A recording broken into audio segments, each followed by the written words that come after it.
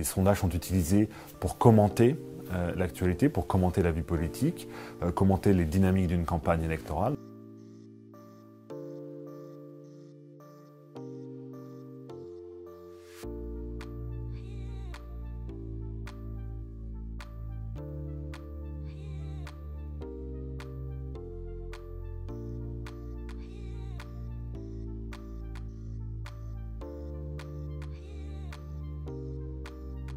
Donc, dans le cadre de sondages électoraux, on va s'intéresser au corps électoral.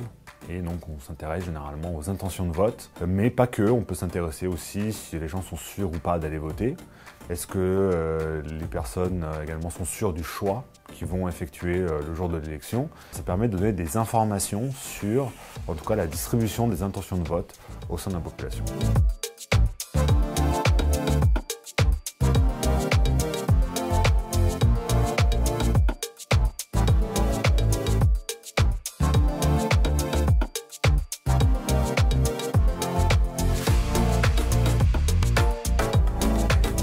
Pour les candidats, cela permet de suivre un peu comment se passe leur campagne, de jauger leur niveau, de voir où ils en sont à 6 mois de l'élection, à 2 mois de l'élection, etc. Pour les médias, c'est une information sur les citoyens, sur les électeurs. Les sondages sont utilisés pour commenter l'actualité, pour commenter la vie politique, commenter les dynamiques d'une campagne électorale. Et pour les citoyens, c'est des informations sur ce que les autres électeurs pensent ou ce que les autres électeurs déclarent vouloir faire le jour d'une élection.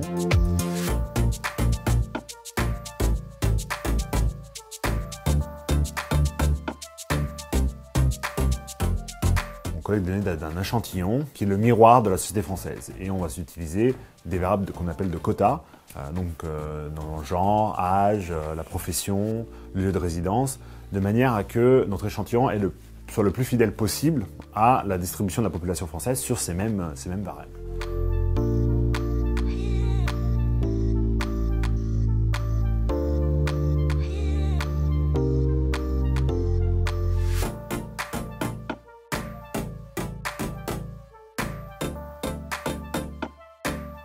Ensuite, on a ce sur quoi les sondages interrogent la population, qui est le vote.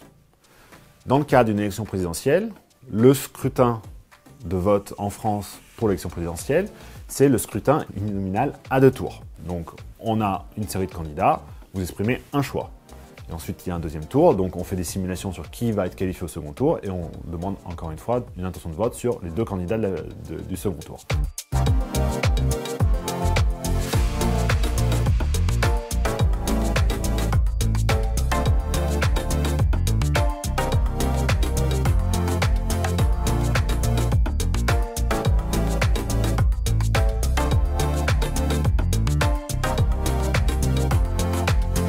Depuis une vingtaine d'années, on observe vraiment une augmentation du nombre d'études politiques, de sondages électoraux qui sont publiés pendant les campagnes électorales. L'apparition des sondages en ligne qui ont drastiquement réduit les coûts de ce genre d'outils par rapport aux enquêtes soit par téléphone, soit face à face.